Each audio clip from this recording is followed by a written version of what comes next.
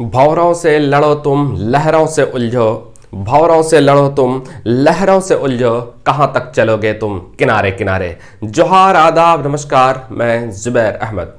दोस्त, ज़्यादातर लोग आज के दौर में ज़्यादातर लोग कर्ज के दलदल में फंसे हैं, कर्ज का बोझ में दबे हुए हैं। इतना कर्ज हो गया है कि उनके पास चुकाने के लिए, अब वो कर्ज चुकाने के लिए उनके पास वैसा कोई चीज़ नहीं है जो कर्ज अदा कर सके, कर्ज को चुका सके। तो समस्या इस बात की है कि कर्जा इतना ज़्यादा हो कैसे जाता है, कर्जा इतना ज़्यादा होने का कारण क्या है। तो वैसे लोग जो ज़्यादातर अपनी जिम्मेदारी निभाने के लिए उठते हैं, खड़े होते हैं और जिम्मेदारी निभाने की कोशिश करते हैं, और जिम्मेदारी निभाने के लिए वो कर्जे भी लेते हैं, और उतने ज़्यादा उनके पास पैसे नहीं होते हैं कि किसी सबको खुश कर सके, सबके परिवार के सब सदस्यों को खुश कर सके। और कर्जा का ज़्यादातर कारण ये है कि वो परिवार के सदस्यों को खुश करने में, अपना शौक पूरा करने के लिए वो कर्जे लेते हैं। मिसाल के तौर पर, एग्जाम्पल के तौर पर, घर बनाने के लिए कर्जे लेते हैं, घर बनाने के लिए उधार लेते हैं, घर बनाने के लिए कर्जे लेते हैं, घर को सजाने के लिए कर्जे लेते हैं, अपना अच्छे कपड़ा पहनने के लिए कर्जे लेते हैं। अब ये बात ये है कि अपना अच्छा कपड़ा पहनने के लिए कर्जे तो लेते हैं, लेकिन ऐसी क्या जरूरत पड़ गई जो कर्जा लेना पड़ा। तो बात यह है कि उसके परिवार में, उसके रिश्तेदार में कभी फंक्शन होते हैं, कभी पर्व त्यौहार होते हैं, और उस बीच उस व्यक्ति के पास पैसे नहीं होते।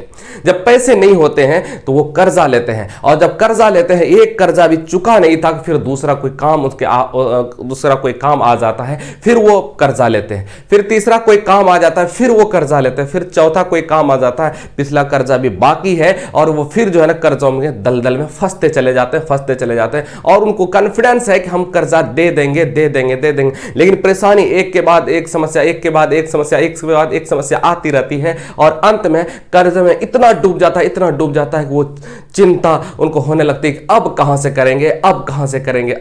करेंगे। ऐसी स्थिति उत्पन्न हो जाती है। हमेशा वो टेंशन में ही रहते हैं, हमेशा वो तनाव में ही रहते हैं। तो दोस्त, सबसे पहली बात, जिंदगी में भूखे रह जाओ लेकिन किसी से कर्जा मत लो।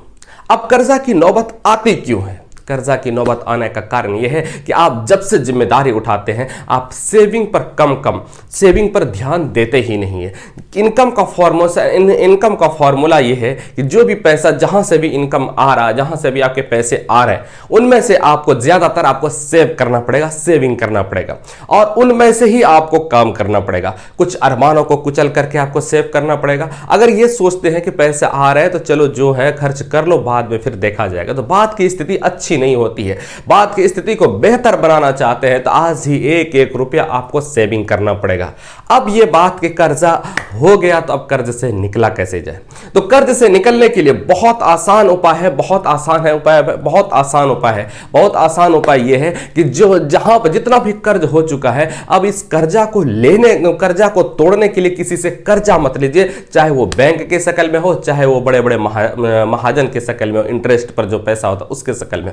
कर्जा उतारना चाहते हैं, जहां पर है वहीं रुक जाए, और कोई भी नया काम बिल्कुल भी ना करें, और धीरे धीरे उनके कर्ज को आप तोड़ें। और धीरे धीरे तोड़ने का मतलब होता है कि आप अपना आपका जो इनकम का जो ये है, आप इनकम का सोर्स को आप बढ़ा दीजिए। इनकम के सोर्स तो आपके कब्जे में नहीं है। आप हर आदमी ज्यादा कमाना चाहता है, इसमें कोई दो राय नहीं है, लेकिन समस्या यह है कि वो भी उसमें भी सक्सेस नहीं हो पाता।